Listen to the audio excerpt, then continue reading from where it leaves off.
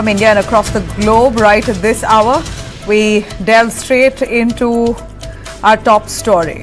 The terror network, the Delhi Red Fort blast that resulted in the death of 13 people. We know this man, Umar Mohammed. He's linked to a wider terror network linked to Jaish-e-Mohammed based in Pakistan. Now, a white-collar terror network module has been cracked down on by the police, and they're finding out that those who are being radicalized are largely they are trying to tap into educated people, doctors, students, well-educated people who they are trying immensely to radicalize through groups on social platforms like Telegram, and they have been radicalized. One such example is Umar. We're going to take you through the entire terror bust and the network that's been cracked down on, and also the IBM layoff spree. We understand that IBM has laid off 8,000 people in 2023. They rehired all of them in 2025. We hear that they've rehired in a certain vertical while they again begin to fire and lay off in another vertical. So hiring, rehiring continues, at least IBM showing that you can't fully and entirely depend on AI. We'll take you through those details, and our top story on Day Tonight is the Delhi air quality that's now turned to severe. Second day of severe air pollution in the state. I'm going to take you through details. As always, I start with the headlines first. In a special resolution, the government has termed the November 10th Red Fort car explosion a heinous terror incident by anti-national forces and directed agencies to ensure the perpetrators and their sponsors are swiftly identified and brought to justice.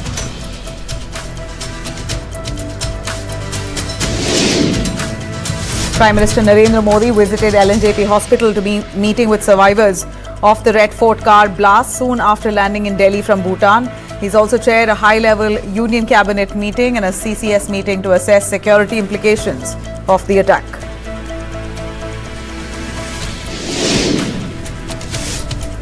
Manhunt widens in the Delhi car blast case. An EcoSport car that was, in fact, another car purchased by this very man, Umar Mohammed, that was to be found finally in Faridabad village, closer to a village in Faridabad. In fact, that EcoSport car has finally been recovered, and it appears to be the address of a madrasa in Delhi. That's what it's traced back to. After Congress leader Praveen Chakravarti questioned myths around rising women voters and turnout data, Election Commission has asserted Bihar's 66.9% voter turnout, including a historic 71.6% female participation. Congress says it's not such a big deal and that the figures itself could be made up, while the EC responding, slamming the statement of the Congress with data in hand. Axis My India releases Bihar exit poll 2025 data, predicts neck-and-neck contest between the NDA and Mahagathbandhan. Now, this comes amidst several other exit poll surveys predicting a clear sweep for the NDA.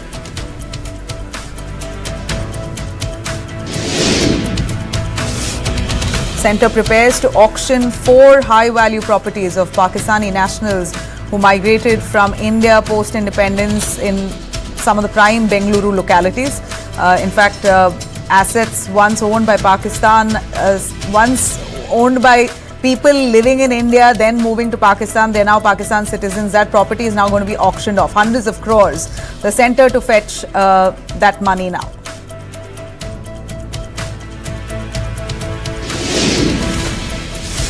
In a landmark move for women's workplace rights, Karnataka has notified a new policy granting 12 paid menstrual leave days annually to women employees across all sectors, covering government, industrial and private establishments without requiring medical proof.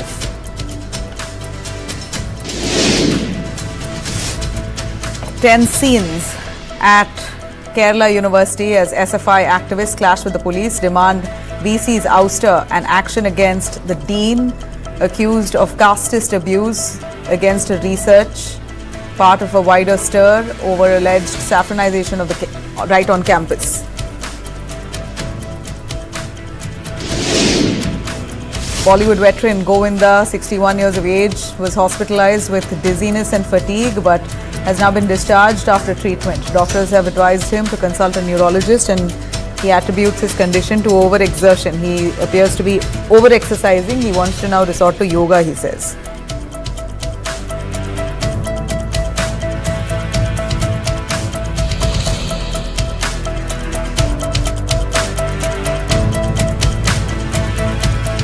Right. Let me start with our top story on the terror network that the police busted after the Delhi Red Fort blast. In a big breakthrough in the Delhi Red Fort car blast case, a red Ford EcoSport car, in fact an EcoSport car with a registration number DL10CK0458, flagged by the Delhi police and linked to the November 10th Delhi car blast, has finally been found by the Faridabad police on November 12th, that's today. In fact, the vehicle was discovered parked near Kandauli village near Faridabad. This car is very important because it appears to be another car that was owned by Umar Muhammad. This car is said to be registered under Umar Muhammad's name, and that address of this car is linked to a madrasa that's located in Delhi. So very important as part of the investigation. Earlier, a lookout notice was also issued for this very car after investigators found that there is an additional car apart from the I-20, an additional car that could be used for a terror act. 5 police teams were deployed to hunt down this car, and it's finally been found near Faridabad. Now, investigation points how this terror group had big plans in Delhi. They intended to inflict maximum damage. In fact, investigators have revealed that Dr. Muzammil Ghani, who was recently arrested after the police busted a white-collar terror module, and Dr. Umar Nabi, both had visited the Red Fort area in January itself, and that they found through one of the accused, Dr. Muzammil's phone details. They had already recce'd the Red Fort area in January.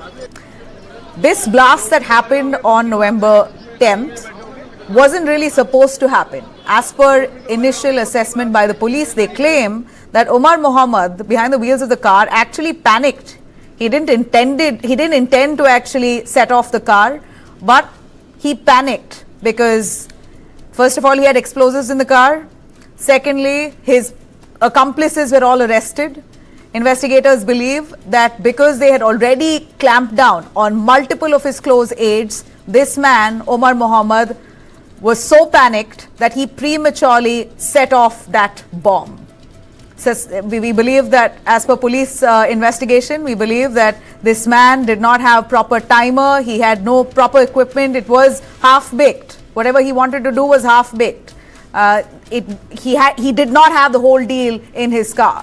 He had some parts of it, and out of panic, because he realized that the police were hunting down and there was a large-scale crackdown on the terror network that he belonged to, he panicked and set off that car with those explosives.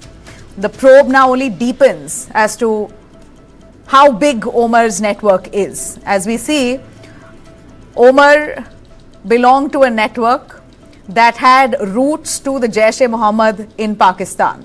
In fact, after Mohammed's arrest, there were 3 more doctors from Faridabad's Al-Fatah University who also were arrested today. In fact, let me tell you that Prime Minister Narendra Modi met with the victims as well. He's promised that they will bring justice to them. He's met with the victims personally. Those are the images there. The death toll has now risen to 13. Investigation now has been handed over to the National Investigative Agency. But it's very clear here that the investigators at this point has taken a close look into a big broad network that has multiple people involved, including the Imam and his wife at Al-Falah Mosque, where they found stash of arms and ammunition and basically nearly kgs of explosive material, and that man is said to have really been the man who tried to radicalize multiple people. And also to tell you very clearly that the police found this entire network through a WhatsApp group. First of all, a poster came up in Srinagar that was suspicious. Through that poster, they tried to crack down on some people, and when they cracked them, when they tried to comb their digital evidence or digital proof. They basically found some groups that had enough and more discussion on how Kashmir should be independent, on how people of Kashmir are being treated by India, on how they want to teach those people a lesson. And those groups, basically on Telegram, these groups that chatted extensively about Kashmir and how they want to make Kashmir Azad. This was more or less the conversation we hear that was explicitly spoken in those groups, and through which the police managed to crack down on this large, wide network.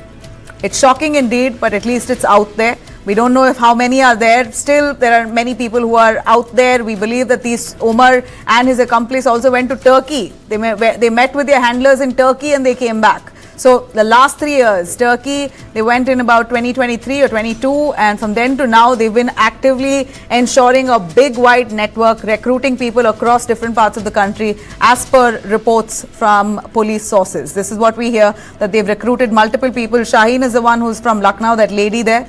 Her husband says, I have no clue. Her ex-husband says, we have no clue that she had any links to any terror group. But she did want to move abroad. She didn't want to stay in India. She kept saying those things. And this man, right next to her is a man who studied his MBBS and eventually got so radicalized that he had kgs and kgs of explosives that the cops found on him. He's currently alive and under arrest. They are alive and under arrest.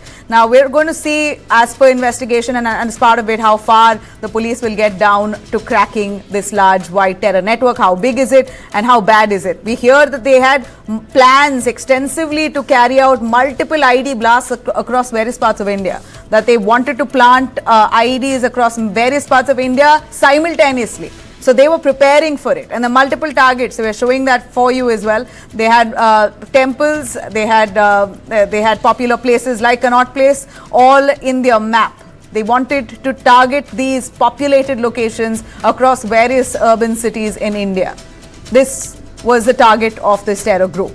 I'm going to bring in our guests on board, Dr. Vikram Singh, former DGP, Uttar Pradesh, NK Sood, former RAW officer. We also have Major Muhammad Ali Shah, retired defense and strategy expert, and also Dr. Abhinav Pandya, counter-terrorism expert. Thanks all of you for joining us. I'll start with Dr. Abhinav on this right here. Abhinav, if you're with us, do take us through on what you see there, the large terror network. You said to me, don't fall for these elaborate jargons like white-collar terror module. But I'd like you to explain to us, why is this? All right, I apologize. We seem to have lost Abhinav's connection. If I can bring in Vikram Singh, Dr. Vikram Singh, your take on this. As we see the white-collar terror network, where we see doctors working at Al Falah University, which is a legitimate university. The university has also responded a long, statement that the Chancellor has also given, saying that we have nothing to do with this. As our laboratories are not used for any kind of explosive material. We are playing that Al Falah University's response out for you on our screens as well. So it's a legit university where students pass, where professors are working, where people are doing their daily business honestly, sincerely. And here you have a whole bunch of people, men, and who are working there, who turned out to be so radical that they pulled off a terror attack in the heart of the national capital. And this network seems to be only growing, with the police finding more people deployed in different parts. And they're all communicating through some Telegram groups. And their agenda is Azad Kashmir. Good evening, Nabila and my gentlemen. Well, this is a terror plot with a difference. There are three new ramifications. Much as somebody would like to say that do not go in for jargon, but this jargon has been coined by the investigating agencies and not by anybody else. That is white-collar terror module. For the first time, you have a group of doctors, MBBS, and those with the postgraduate degree. The one, Dr. Adil, arrested from Saharanpur, happens to have an MD degree, and he's a specialist in internal medicine. Therefore, you have doctors. And then the second point that comes is the epicenter of this terror plot is Pahalgam and then Faridabad Al Falah University. Whatever the Vice Chancellor may say, she does not absolve herself of the responsibility that a car of Dr. Shaheen with an AK-47. Major Shah, please listen to me very carefully. And I would like to hear from you. Don't you think I'm responsible if a car is parked for weeks together with an AK-47, 84 rounds, Beretta pistols and ammunition. Don't you think I have a moral and a legal responsibility to perform? Then, if the 4 doctors there are studying in Al-Falah, don't you think it is the job of the faculty also to see what has happened in the wiring of their minds and what has transformed them from regular practicing medical doctors? And Dr. Shahina is one person who graduated from the Prayag Allahabad Medical College, then passed out from the UP Public Service Commission, and then qualified to become a faculty in the Kanpur Medical College. I mean, that is the level of qualifications you can see.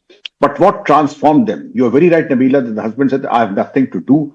We have parted company, but that is much more to it than what meets the eye. Going abroad for better or greener pastures is perfectly acceptable. But to hobnob with jihadis and the 2 Maulvis who are known, Maulvi Irfan and Maulana Ishtiyaq, one from Faridabad also and one from Shopian, they seem to have indoctrinated and radicalized all of them. And the possession of ammonium nitrate in such huge amounts, almost 3 tons, this is more than what was used in the Oklahoma blast with devastating impact. The timers, and there is so much new in this that the use of technology, the use of chat apps, the use of Telegram is an old hat. It has been used by terrorists earlier. That is a favorite, the WhatsApp. But the use of rogue apps and also the use of cars and finding a safe haven in a legitimate university, that is a cause of concerns. And I do not agree, much as I would like to, there may be no complicity, but there's carelessness of the worst kind and a casual approach. It is the job of the university administration, the proctorial board, to see what is going behind the eyeballs of the students and the faculty. You cannot allow the grass to grow underneath your feet. And there are other experts who are Mr. Sood, Major Shah. They would tell you and throw light that it is just not possible and you cannot look the other way when things are not going normal. Seasoned commentators on your panel today would say that these changes are perceptible, and if you find these changes, whether in the services or outside, it is a cause of concern and they have to be given a rehabilitation. If I could also bring in Major Muhammad Ali Shah on this.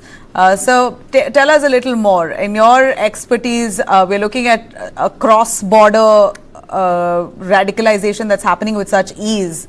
They've met, we believe, the man who pulled off this blast also went to Turkey and met with some Jaish handlers in Turkey. And that's where the whole trail of radicalization started, where they involved these men on their groups, on their social platforms, and that's where the chatting happened, and they extensively they've spoken about Azad Kashmir, independence for Kashmir, and how Kashmiris are being treated and whatnot, and that's what led to this extreme level of radicalization and the level of recruitment. I just want to ask you, how is it possible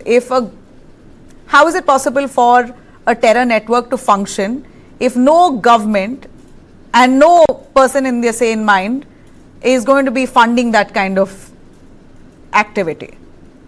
If there is tacit support from the Pakistan government, we don't know. But I want to know from you, in your expertise, where do you think they're getting this kind of money for them to be recruiting people, getting this kind of arms and ammunition, traveling all the way to Turkey and back? It seems like a whole full-fledged business.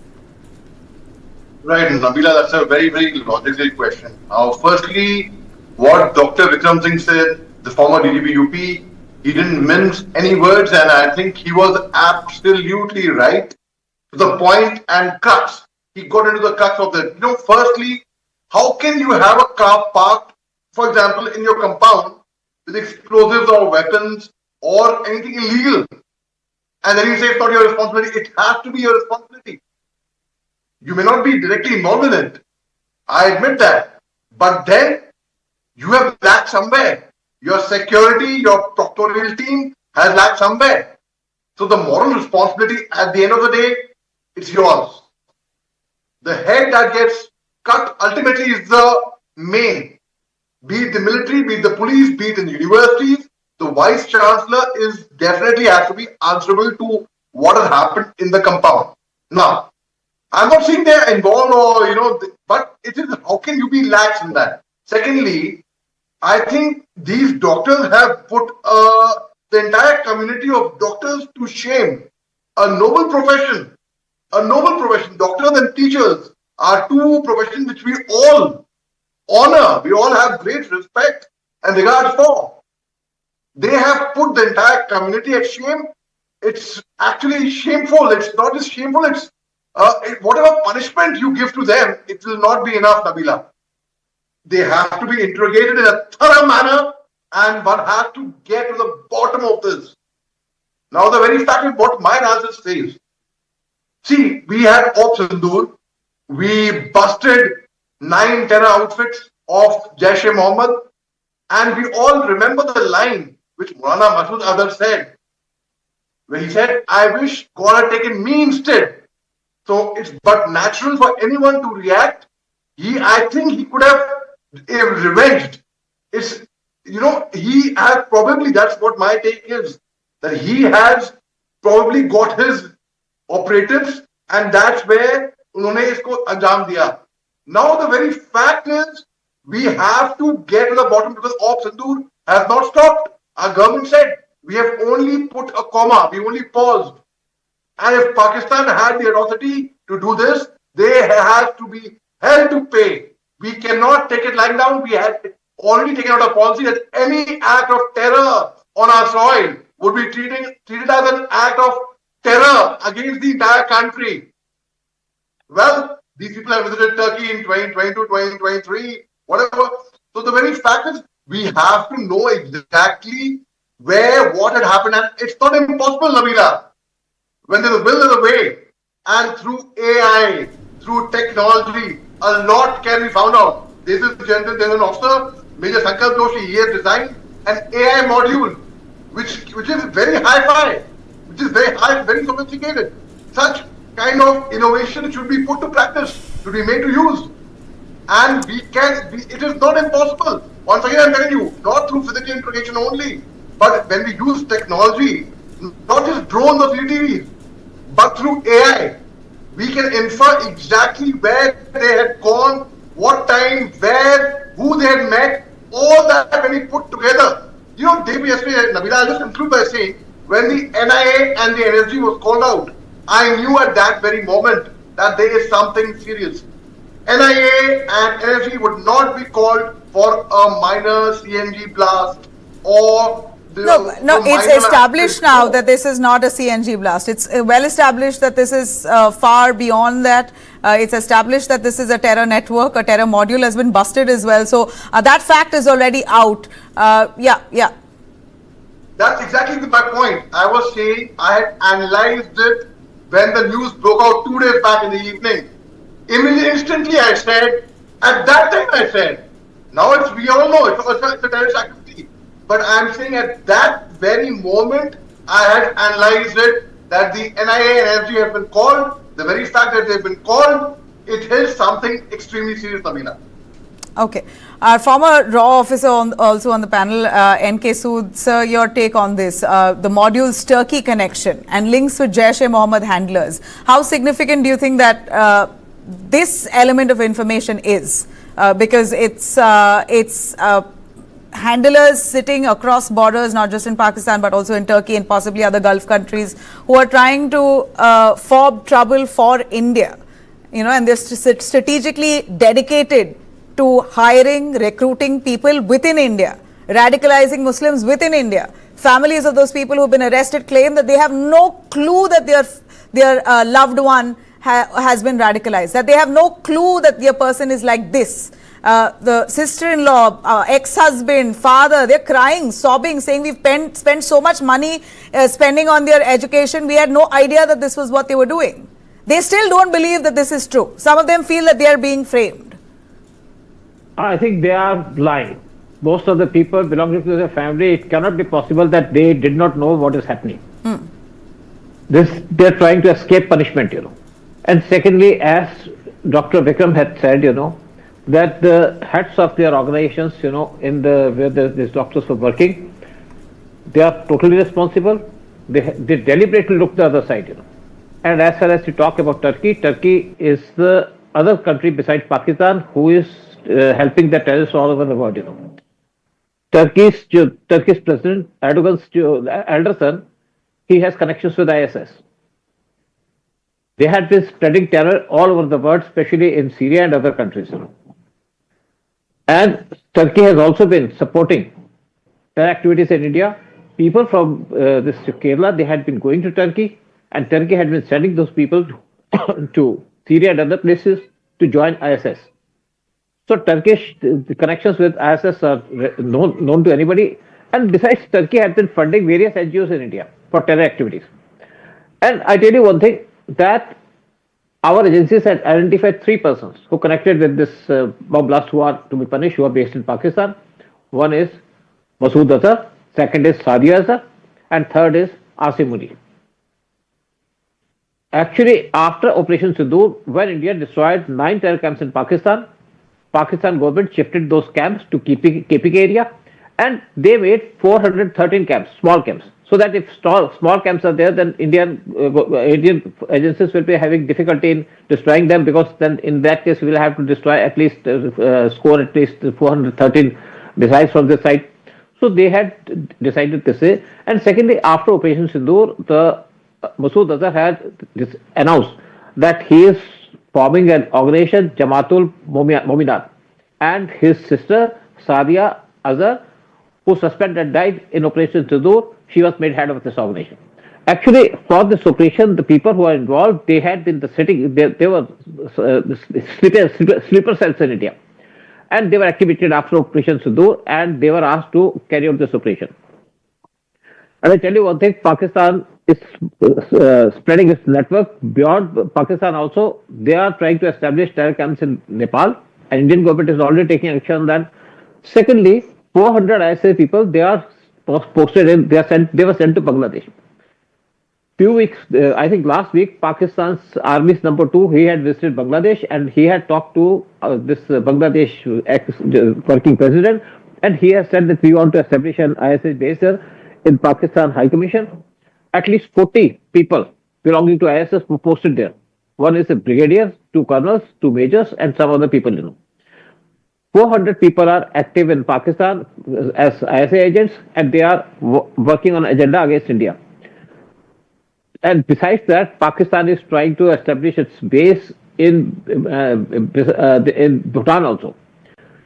Previously, also in Bhutan, Northeast militaries used to be stationed there. The Northeast militaries was also stationed in Bangladesh, but after PM Modi came to power, he put pressure on these governments to remove them. They were removed.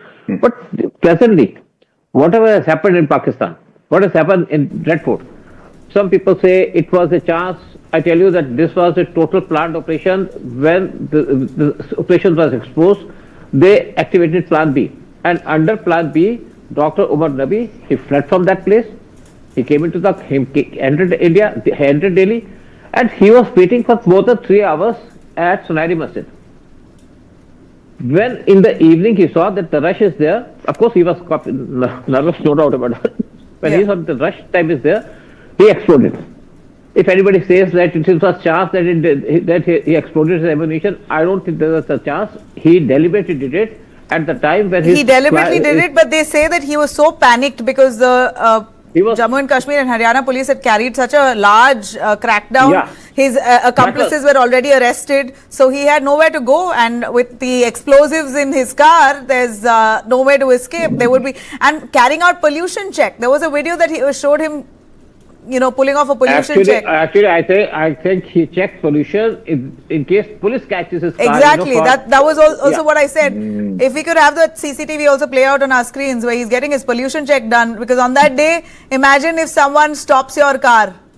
Imagine if someone stops your car. If your pollution check is not there, 100% Delhi police pushes you to the side, and then we'll check your car, we'll check your bonnet, we'll take details from you. That was the worry. It was clear. Right. No, but my question here is, how big do you think this could have gone? I think there was a very big plan, They wanted to kill lakhs of people. Lakhs of people would have been killed. That was the thing, And you see, actually Pakistan's national policy is terrorism. And some people say that white collar people are there. Asim Munir is also a white collar person. White collar, these people are more dangerous than the other people, They had previously been using engineers also for the job, So now they are using doctors. The only difference is that doctors are being used. And I think our government is going to take very strong action against these people, whether it's Pakistan or, and as far as this Masood Azhar is there, he's already underground. He has gone into hiding. Pakistan ISI has shifted him into a bunker, but we'll find him and destroy him, no doubt about that. Same is the case with his sister, because when Operation Sindoor was there, at least 12 members of his family were killed, including his two sisters' husbands. Some children were also there, some women were also there. So, Pakistan actually, they will never change. Pakistan's agenda actually is to target India, and their agenda is Ghazwa Hind. Ghazwa Hind through terrorism, Ghazwa Hind through love jihad, Ghazwa Hind through other means, Let me bring in Dr. Abhinav. Your network is going in and out. We've been struggling with it, but Dr. Abhinav, if you can hear me, your take on this. I briefly spoke to you the other day. You said don't fall for these big jargons of white collar terror module. Why did you say that? If you look at things on the ground here, I think the whole trend of educated professionals, getting into terror is not something new. In fact, reportedly, this fellow Dr. Umar, who is the main person coming out in this attack, the agencies were watching his behavior back in let's say 2018, 2020 also, and there was a nexus of doctors which agencies were talking about in muted tones here at the lower level. And besides that, after the abrogation of Article 370, it was a deliberate strategy on Pakistan's part to recruit highly professional and trained youngsters that included professors, doctors, engineers, and there were very strong reasons for that. Reason number one, because before the abrogation of Article 370, the 3-4 years preceding that, Indian agencies neutralized most of the commanders because they got a very strong tech and capabilities. And Pakistan realized that now they had to completely change and revolutionize their communication strategy. After the abrogation of Article 370, the first thing they did was completely dumping the old OGW cadre. Well, the OGWs are overground workers, which basically facilitate the work of terrorist organizations on ground. They bring shelter, they bring food, logistics, transporting weapons, cash, everything. So they just dumped the old OGWs because they were mostly identified. And the JKP had some really bright police officers working on the ground. They knew them, and some of those OGWs were also working with the agencies. So Pakistan completely dumped them. Now they needed a new breed which could not be identified and which was completely anonymous. So they selected people who had no police cases, who had no PSA filed against them, who had no police records, and that included these very sophisticated-looking young intellectuals. And these guys were also, involved in terror business, not in the manner that they used to do it previously. So some handler, let's say, sitting in Turkey or in Pakistan, was in touch with most of these youngsters, and they would give them instructions. And information was shared on completely need-to-know basis. So that was the strategy which they employed. And even the Jamaat-e-Islami changed the strategy. So after the ban on Jamaat-e-Islami in 2019, their operatives stopped, showing the religious Islamic gears and dress patterns and all that. So you could find people wearing a nice suit and tie, joining terror organizations. So this is something totally new. These young students have been traveling to Turkey, and if you look at what's happening in Kashmir and also in Pakistan, Turkey has come up as a major player in the terror business over the last, let's say, 10-15 years. A large number of Kashmiri students are working with the TRT World, that's Turkey's official broadcasting channel, Turkish radio and television channel, and that included sons and daughters of the prominent Hurriyat leaders also. Some of the prominent journalists of Kashmir, they fled to Turkey and they were working there. And, I would like to point out here one very famous Kashmiri politician, activist, I'm not getting into details because that may lead to many controversies. After the abrogation of Article 370, he was absconding to Turkey. He was flying to Turkey, but he was detained at the airport. So that was the level of the Turkey's involvement. So I think we could have looked at all these things, and these things have been taking place for last several years, and it's not a matter of surprise for me at all. And one last thing that I want to add, recently also, the young boys from Kashmir, from various districts in South Kashmir, mostly in South Kashmir and North also, they are traveling to Turkey and they are handling ISI's Bangladesh operations also. From Qatar and from Turkey, they go to Middle East first and then they go to Pakistan. They get the citizenship, they get the Pakistani passport. With that, they travel to Bangladesh, and those things are conducted in a very coordinated manner. I came to know of certain people who were involved in this business, and I suspected that that could lead to something. And this has come to forefront. Right, it's happening right in front of our own eyes. And I believe that some of those young boys who went to Turkey from Jammu and Kashmir, they were involved in this nexus. And they are from South Kashmir, Anantnag, Pulwama, all these places. So certainly they must have been the part of this racket, of this big terror conspiracy which our agencies have unearthed recently. Well, sir, sir, as we see, we're looking at this network now so large and wide that people from almost different parts of India have been pulled in. Dr. Vikram Singh, your take on this and how far this investigation will be able to get to the bottom of this, how competent are our forces, give us a little hope as we see this incident has killed 13 people. We don't want another terror attack, and thankfully our police so far has done a great job, but give us how competent our forces are, our anti-terror teams are to get to the bottom, the root of this. Nabila, there may be very many people who criticize our forces and the investigation, but in a little more than 24 hours, our investigating agencies have done a lot of justice, and the amount of evidence they have been able to collect is indeed overwhelming. In the face of what has happened, that yes, white-collar terror modules, vehicle-borne IEDs, and also the emergence of Jamaatul Momina. Therefore, the new dimensions that Jaish-e-Mohammed has infiltrated into India, the emergence of Turkey as a harboring ground of terrorists, the Al-Falah University being a shelter and the epicenter of terrorism. 5 states, we begin from Kashmir, NCR, Haryana, UP, Gujarat, and this is just the beginning. In just about 28 hours or 29 hours, you see it is just the opening. But the investigators have done a good justice to it, and we are equal to the task. Let me tell you that Major Shah would know that we train also the police forces from other countries also in anti-terror operations, and we do what is absolutely the ingredients of outstanding and convincing investigation, credible investigation and transparent investigation. Therefore, I would say that India is in very safe hands, and yes, we put our best foot forward when it comes to handling terrorism. All right. Well, that's it. I think on that note, I'll take that as a message of hope and end this right here. The police, of course, are carrying out arrests, and the network is supposed to be so large that every police team across every state have been asked to stay on high alert. Yes, Major Mohammed? Nabila, before we say good night to everyone, I would like to say that, I totally appreciate what Dr. Vikram Singh had said. And today we both are not in uniform, but yet we are fighting terrorism in our own way. Dr. Vikram Singh, by his analysis, I had written an open letter to Jaish-e-Mohammed, the terrorist outfit, when the Pulwama attacks took place in 2019, 14 February. I wrote an open letter to the terrorists who attacked Pahalgam on 22nd April this year.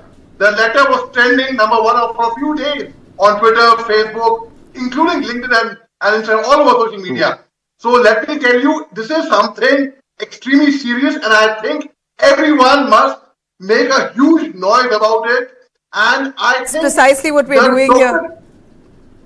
That's precisely what we're doing here. The reason to why we have back-to-back shows, I mean, this is possibly the worst attack that's happened in the national capital in recent history. So we've not seen something like this. It startled us and it scares us, and it scares us all the more to believe and know that the amount of ammunition these people were holding, the impact of the attack, if they really pulled off what they had planned, would have been so massive. It would have resulted in scores of deaths. This is ended at least at this level. I'm not saying this is small, but this is as big. But imagine how much more bigger this attack could have been, because we believe they wanted to attack 200 locations simultaneously. They wanted to set off IEDs in 200 locations simultaneously. Where are they getting their money? God knows. Dr. Abhinav, would you want to tell us where do you think funding is coming from in your expertise? Can't hear you. Yeah. Funding is never a problem in the terror financing business, right? So in the more recent, I think in 2009, between 2016 and 19, NIA did an excellent job in its crackdown on terror funding. So after that, they changed their strategies and they've again fallen back to their traditional drug channels.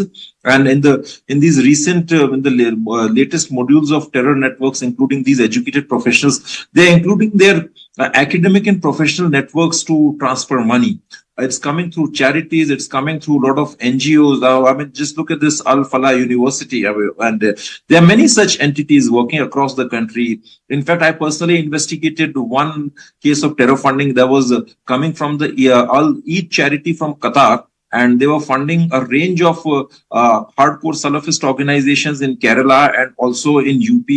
They were funding organizations which had links to PFI, and those entities were sending boys to ISIS. So funding, they can be multiple channels of funding.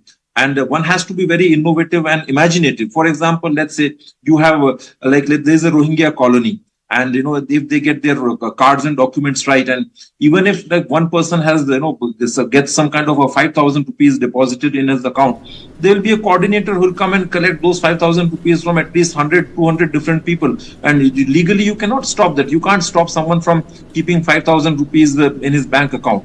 So funding is never a challenge. Funding is never a big issue. And actual acts of terror don't require even that much money. It's just, once you have the right ecosystem set up, then you can just procure these explosives and all that. And for that, they manage the money and they execute it. So funding will never be a challenge. That's the sad part. And if they are willing to kill themselves, then, right? In fact, if people want to know in more details about funding, I would request them to refer to my book, Terror Financing in Kashmir. It's published by Rutledge, Tiller and Francis. And I have discussed in detail all the financing modules, like raising money from MBBS and engineering seats, raising money from Hajj tours and travels, raising money from handlooms and, all these handicraft shops, raising money from international trade, multiple channels. And these days, they also procure things through online methods. Even in the Pulwama Fidain attack, they sought a large number of goods from online portals. That's scary. I mean, I would imagine that all this funding is genuinely going for the benefit of the community. But if parts of it is going for terror funding, then we're just hoping they get to the bottom of this at the earliest. I appreciate all of you joining us. Thank you very much. We're slipping into a short break. We'll be right back with a lot more. Stay with us.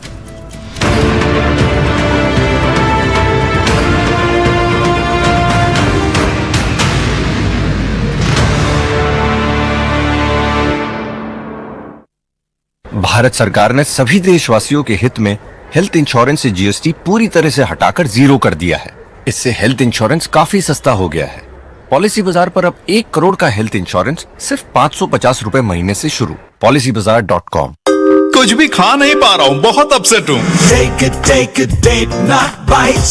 No added sugar, preservative के बिना। Dates, बादाम, पिस्ता, काजू और शहद से तैयार किया गया लायन डेट्स नट बाइट्स। लायन डेट नट बाइट्स। लाइफ जब भी आगे बढ़ने का मौका दे तो अपनी सुपर पावर, अपना गोल्ड यूज करिए और IIFL फाइनेंस से गोल्ड लोन लीजिए। IIFL फाइनेंस करता है सीधी बात। बढ़ता है, खेलता है, झूलता उछलता है, दौड़ता कभी कभी दौड़ कराता है, आगे आगे बढ़ता है इंडिया, अमूल दूध पीता है इंडिया। जी, आपने भारत कनेक्ट का नाम सुना है? शादी वादी कराएं क्या? शादी नहीं, 5 लाख एजेंट्स की मदद से बिल पेमेंट्स पॉसिबल बनाते हैं। ओ, जैसे अभी किया। शाबाश। आप हमें जानते नहीं पर मानते जरूर हैं। हम हैं Bharat connect. A massive explosion took place. We are outside LNJP hospital right now. The exact reason behind this explosion. Is there anything with regards to Faridabad? Phone calls are getting traced as well. The location in Faridabad. Whether this was a blast as a result in which the explosion has taken place. Of a homemade bomb. The strength of the explosion. They in fact busted it. Car has been registered Nadeem in Haryana. The car still belongs to the initial owner. There are nearly 15 people who are injured. Damage, the severity of the explosion. News None has accessed crucial details. We don't know what the connection to Umar is. The suspect, Umar, is visible in the CCTV. What were they planning to attack? We continue to bring you all those details here from Red Fort.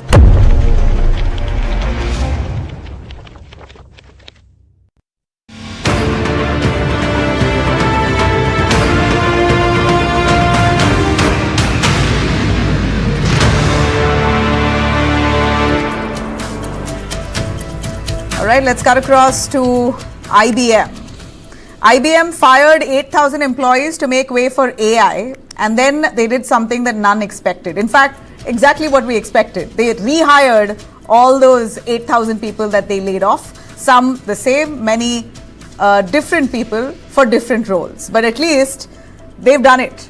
Most companies now are going to be looking at the same situation very soon. But let me tell you IBM's story. Back in 2023, IBM said about 7,800 back office roles, mostly in HR, could be automated within 5 years. And that's what they did. The company stopped hiring for those jobs and introduced an AI assistant called Ask HR to handle all their basic HR roles like and duties like employee queries, payroll, leave requests, all of that.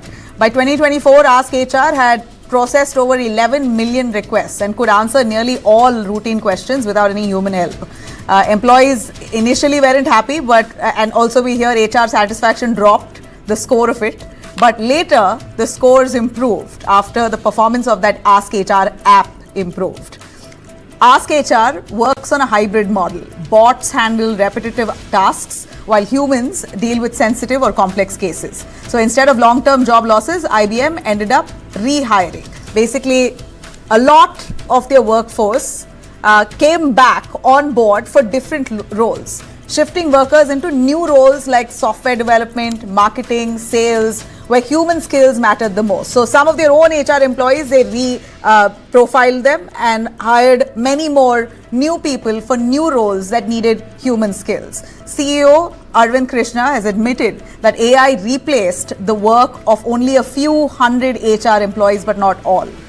The savings that the company had through that Ask HR app helped the company create many more new roles that required human judgment, creativity, personal connection, and whatnot. So this is really some hope that creates within the IT industry, where people are being laid off left, right, and center in the name of AI. And now we hear, like IBM, many companies are looking to rehire for different roles where human intelligence matters the most. That's the big story here. AI is replacing routine jobs but creating new ones that did not exist before, like AI trainers and data ethicists. Even as companies like Duolingo or customer service firms test bots, they find people still want a human touch. Even if HR jobs are being replaced, people within the company itself are not happy with speaking to bots as much as they are happy with speaking to a person. IBM's experiment shows automation works best when it empowers people and not replaces them. The lesson is, let AI handle the boring stuff, let humans handle what machines can't. And that's empathy, imagination, strategy, and whatnot. Now, that said, amid growing global adoption of AI, IBM has announced a fresh round of layoffs, cutting what it calls a low single-digit percentage of its global workforce before the end of the year. So do expect IBM to lay off nearly at least 2,700 jobs. That's what they say. Around 2.7 lakh employees that they have worldwide. And they are going to lay off about 2,700 of them within the company all across the world. The company says some US roles will be affected, though overall employment will remain steady. The move, IBM says, is part of its plan to rebalance resources towards AI-driven cloud services and higher margin businesses. In fact, the World Economic Forum estimates 92 million jobs could be displaced by 2030. But now we understand, at least with the example of IBM, that new ones can be created.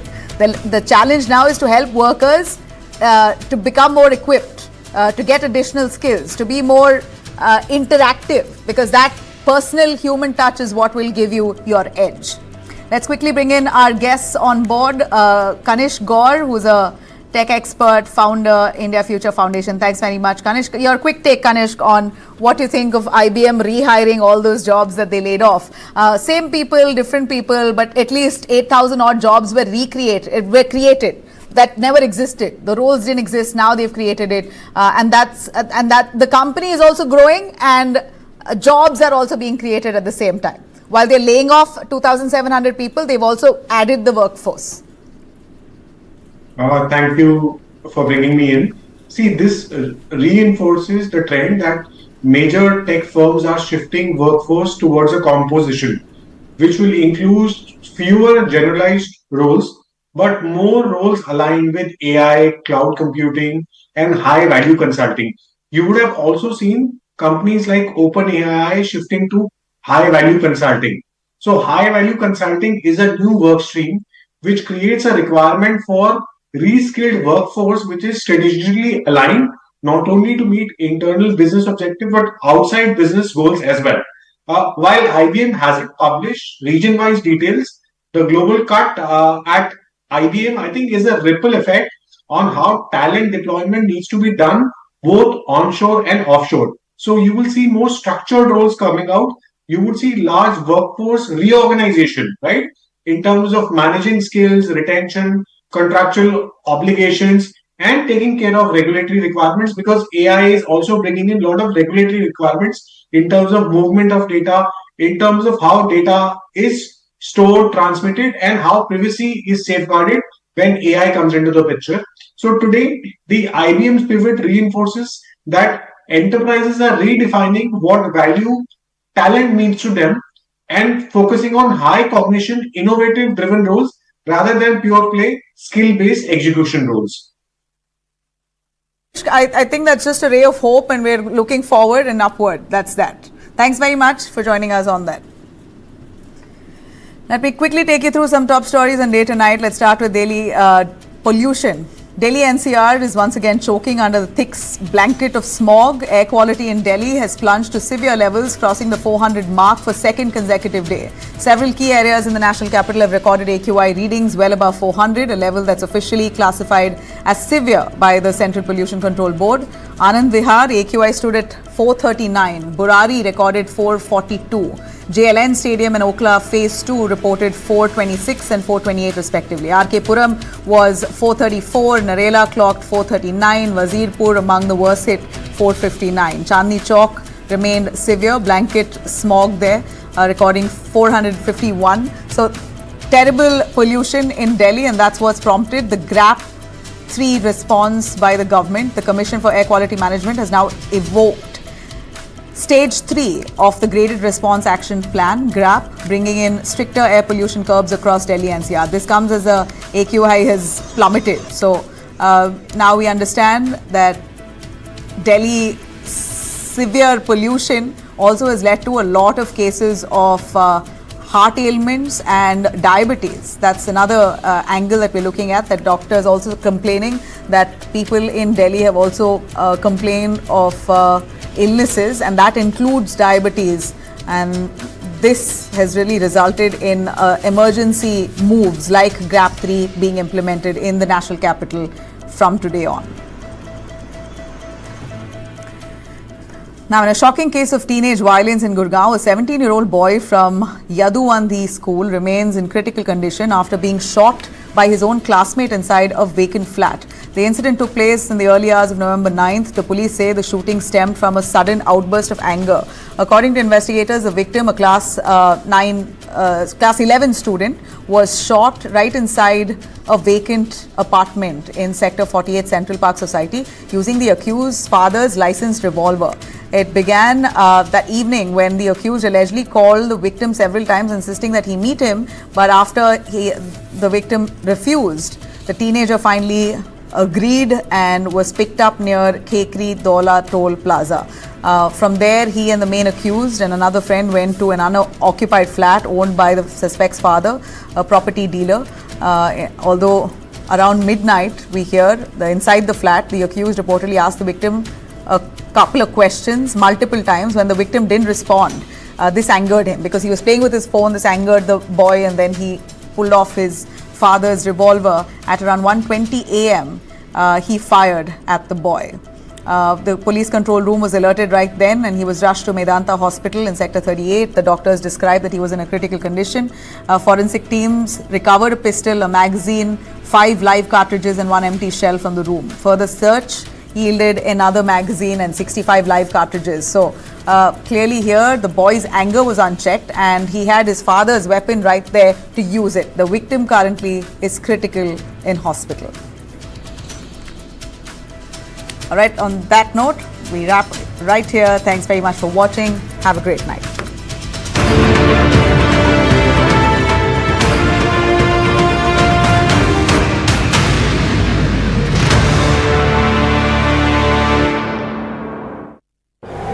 पता है term life insurance आपकी family के लिए कितना जरूरी है? इतना जरूरी है कि भारत सरकार ने इस पे जीएसटी पूरी तरह से हटाकर जीरो कर दिया है। पॉलिसी बाजार पर अब 1 करोड़ का टर्म लाइफ इंश्योरेंस सिर्फ 400 रुपए महीने से शुरू। पढ़ता है, खेलता है, झूलता उछलता है, दौड़ता कभी कभी दौड़ कराता है, आगे आगे बढ़ता है इंडिया, अमूल दूध।